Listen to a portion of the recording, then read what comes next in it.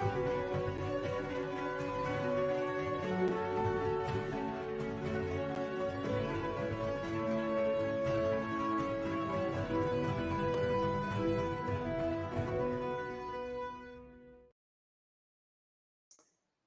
everybody, and welcome to OpenExO Live. It is really great to be with you this evening for me, or this afternoon for our guest today, who's Harold Neto, who is coming in from Brazil. And I forgot to ask exactly where in Brazil, but we'll hear more about that when Harold comes up on screen. And so let's invite Harold up here. How are you doing this afternoon? 3 o'clock for you, right? Yeah, 3 o'clock. Hi, Kevin. Hi, everyone. Harold, it's really great to have you. I know that you've been in the community a while, and it's actually been a while that we've been trying to do this, and we keep missing each other. And so, can you just let everybody know, those people who've never heard of you or never come across you, tell us a little bit about you and also how you came to join the OpenExO community. Okay, so I'm Harold. I'm based in Brazil, actually northeast of Brazil. There's a very famous city here called Salvador. I live in a beach next to it. It's famous for the carnival party, every year. So it's an amazing, like beach-wise is amazing. Business-wise, it's not so good. So I'm the CEO of Metanoia Digital. And metanoia is a Greek word that means change one's mind. So actually, the idea of it's a UX and innovation consultancy. I'm a UX designer in my background, my professional background, and we work with a lot of big corporations, large enterprises here in Brazil, also elsewhere, and we basically like design amazing digital experiences. That's basically it. I've been for 7 years in the innovation space, and it was very funny because I got in touch with a mentor. He was the first person to talk about design thinking here in Brazil, and he moved to the US. When he started mentoring me, he gave me an opportunity to work with him in one of the projects. I moved to the US, and at some point, our partnership didn't go through. So there I was in the US without any money, without any hopes, like getting indebted in dollar. At some point, I was breaking dry walls, to live. But it was in that time that I joined the community. So I knew Singularity and so on, and there was the opportunity to participate on the Exponential Transformations book. Yes. I enjoyed the list. I got approved. And it was like the last day of the deadline to make your contributions. I spent like the whole day writing stuff. And to my surprise, a few months later, when we got the copy of the book, there's a page with a case of mine over there. In the page 51, there's the storytelling approach to MTP. And, my mind just blew when I saw it, Kevin. I was so happy, so excited, and that's like 5 years ago. And I joined the community, and I don't talk much. I'm not the best guy on marketing, I think, but I think I'm one of the most active ambassadors here in Brazil because I have given so many lectures on EXO awareness and stuff like that, and I'm quite happy with the community itself. No, absolutely, and I mean that's really great. I mean the of late, there's suddenly been another spike in people in Brazil joining the community. We've had a number of lawyers join too, which is very interesting. So anyway, so let's definitely see where that goes. Now, you spoke about how in exponential transformation, the storytelling side of MTP was came from you. Can you tell us about your MTP and the story behind that? Yeah, sure. Let me start with the story. When in my first intern, like the first job I ever had in my life, I was doing data analytics and I had no idea. Okay, so I was helping ArcelorMittal, the European largest steel company in the world. They were moving their data from Oracle database to SAP, and SAP Mhm. would become their ERP. And I was the intern there to validate the database and the data warehouse they were building and all this. And what I started to do is like I would take like the big tables, data tables, and then I would do some calculations in Excel and validate and send to the data team, for them to organize and correct and do stuff like that. And by the second week, I was like, oh my God, I need to do the same thing every week. That's not possible. I need to do something about that. So that's when I discovered Excel VBA and macros in Excel, and I automated the whole process. And it was cool because I would do all the calculations on Monday, would deliver to the team by Monday instead of by Thursday, which was what I was doing in the past. And I was spent from, as a good intern, I was spent from Tuesday to Friday browsing the web in the internship. Not the best idea that I had. But one day, my boss, she came into my cubicle, and she said, I wanted to look because it looks like you're doing this so fast, and that's so interesting. And I showed to her what I did, and I built kind of like a small software inside Excel to do the calculations and stuff like Yeah. that. And her mind was blown. She had like 30 years of financial and stuff like that, and she never did a macro on Excel ever. And I was like, wow.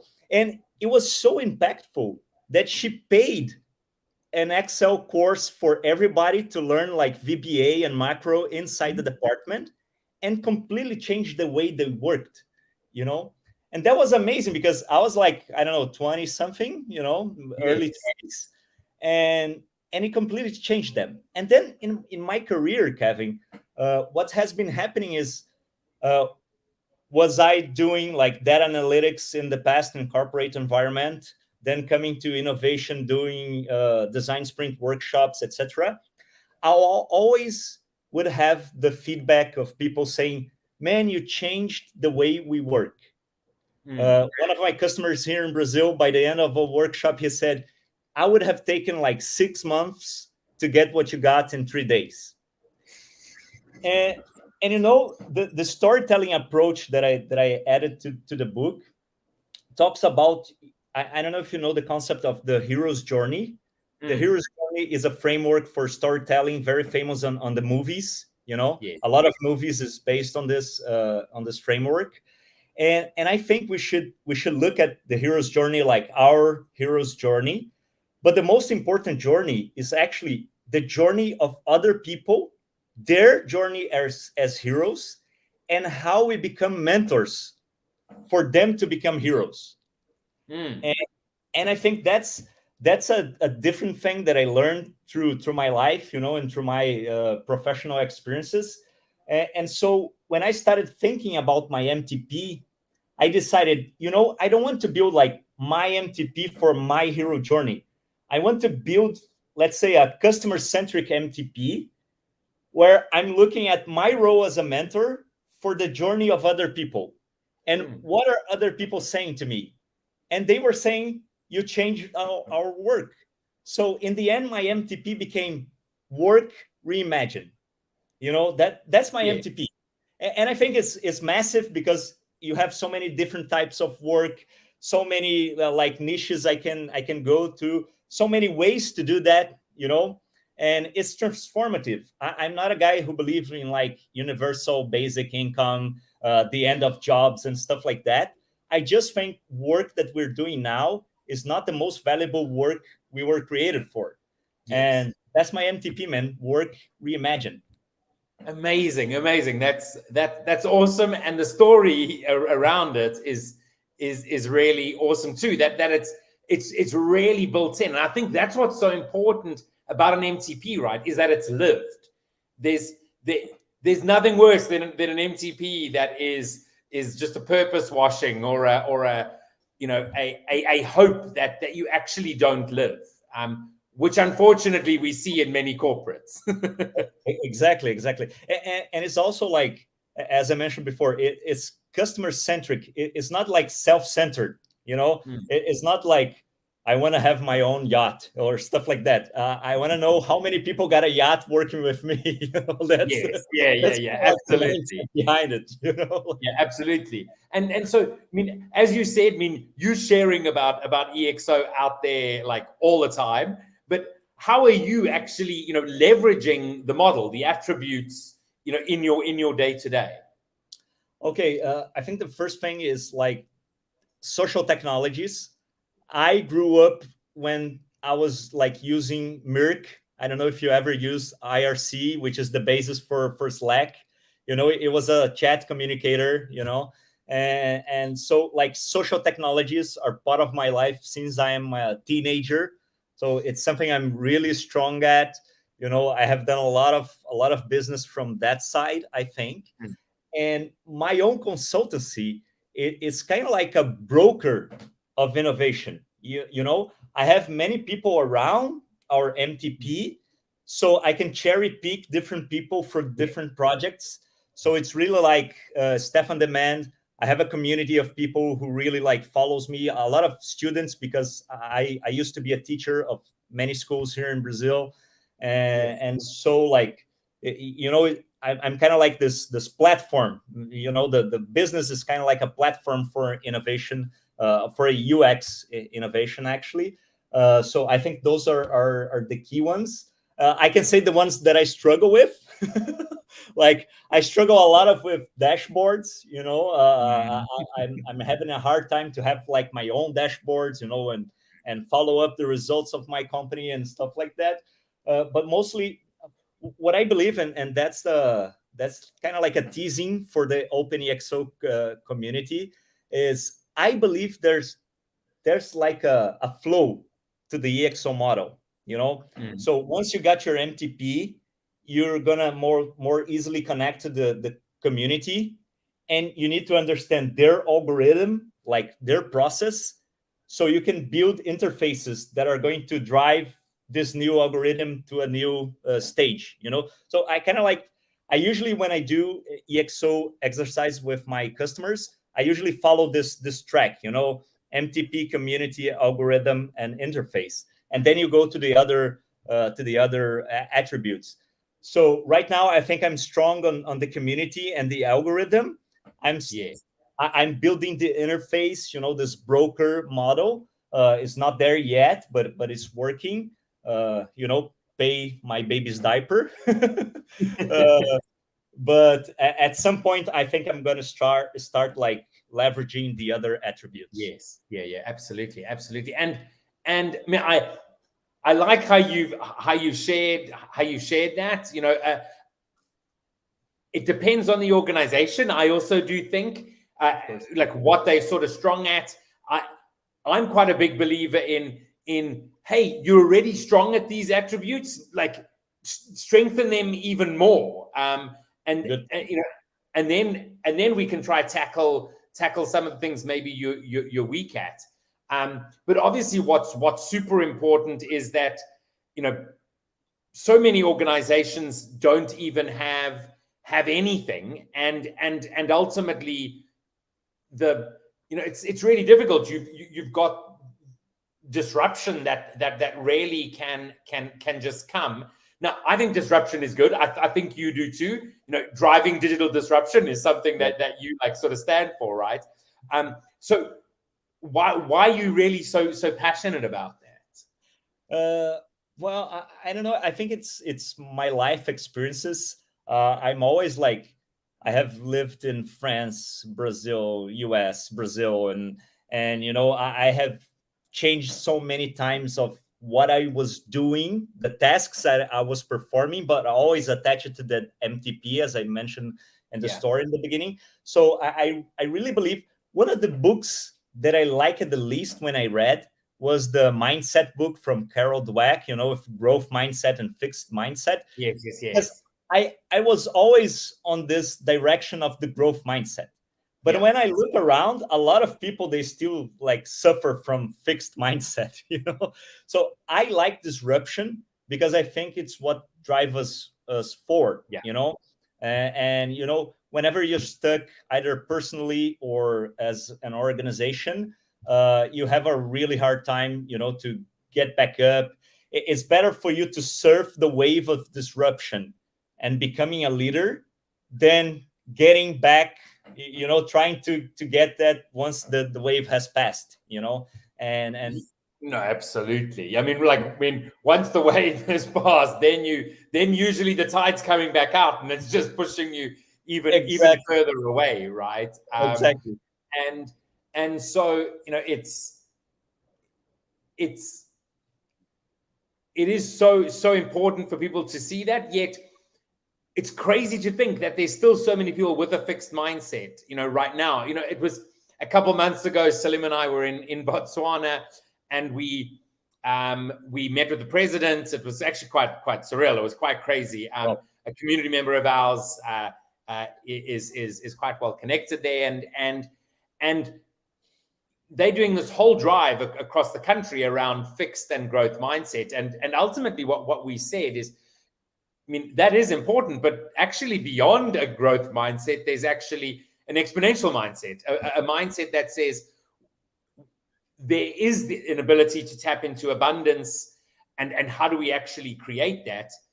And the question is, do you have to go through a growth mindset to get there? I mean, or can you leapfrog like, countries, didn't have landlines and they went straight to mobile. So, I mean, it's a very exciting time to be alive, right?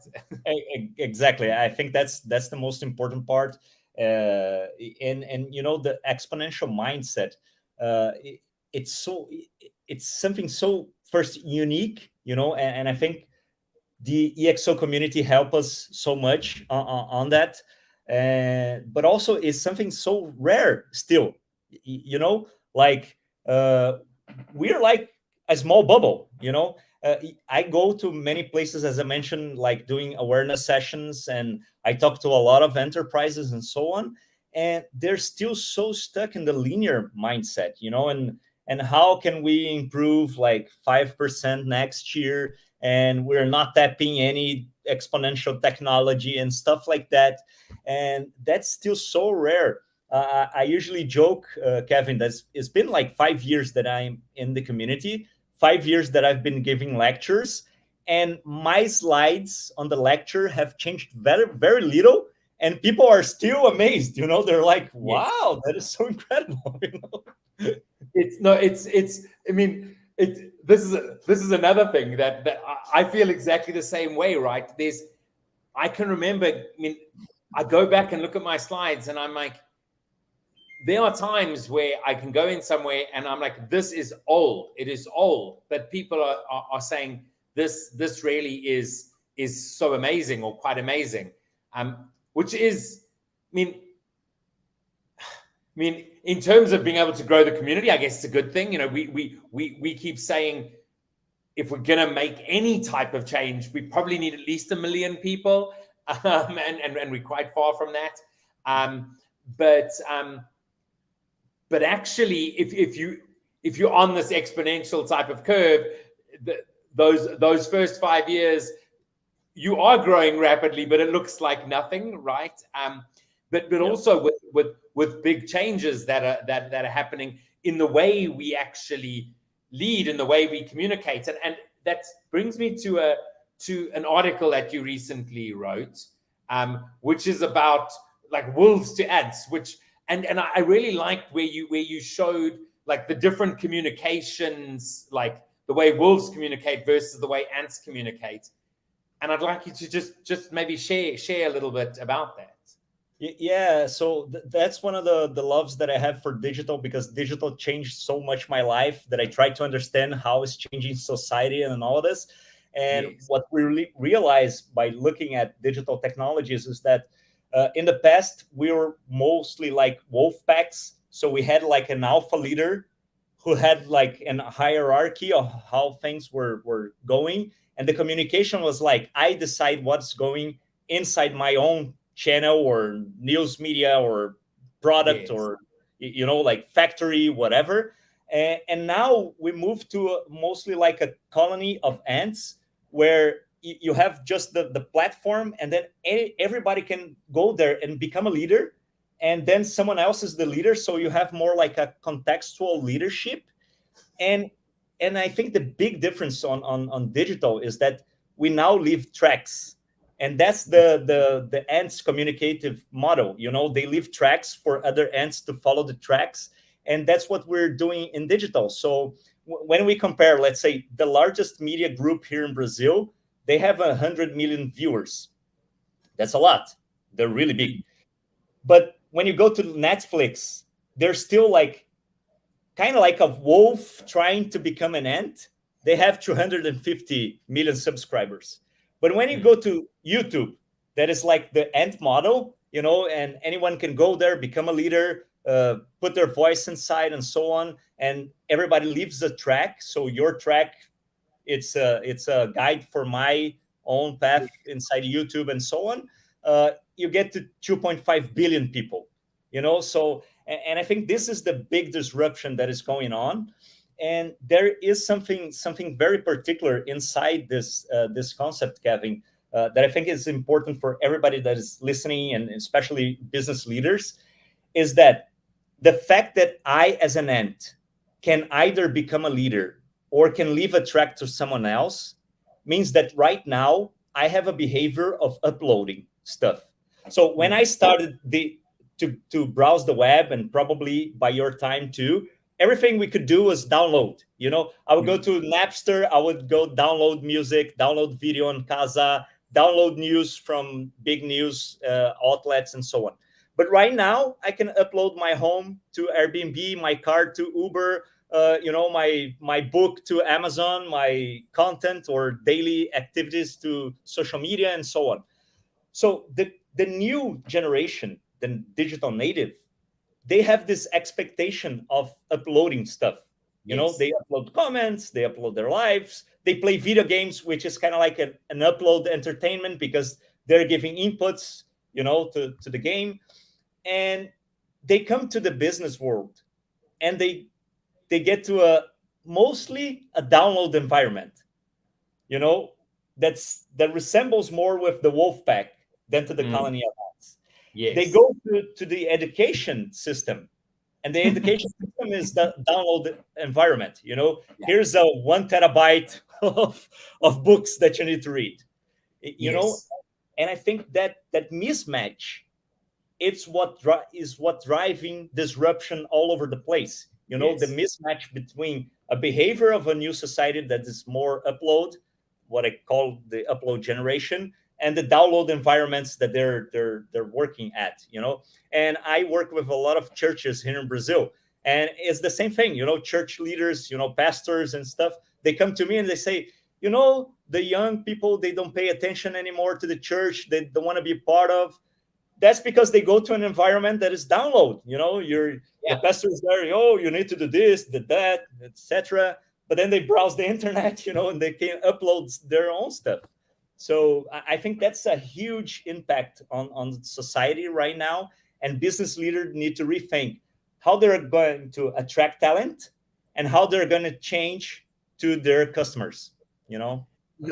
Like absolutely right. And as you were speaking, I mean, just thinking about upload and download, all I was thinking of was actual like upload and download speed in terms of an internet connection, right?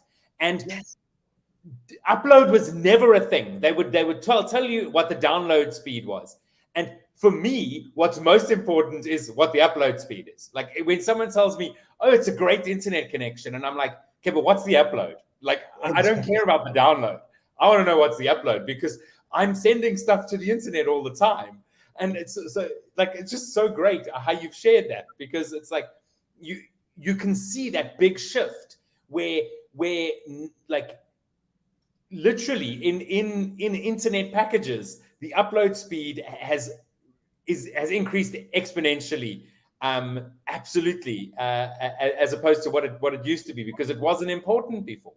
Exactly, especially like after 2015 or something like that, ISPs started to increase the upload. And Yes. nowadays, usually their ads is like, you have enough bandwidth to stream your games, and to play like 5 video games at a time. Yeah. No, exactly. It's now like 200 up, 200 down, or 500 up, 500 down. Whereas they were never equal. Now they equal, right? Yeah. So it makes sense.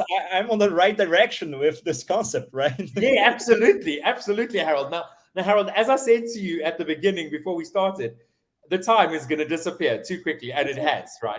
And so I always end off with one question, which is, if there was just one thing you could share with people, only one thing, what would that one thing be? One thing. I think right now, you mean more like philosophically or methodologically, whatever? As you wish. I mean, it can be philosophical. It can be, do this thing, or this is what's really important. Yeah. Okay.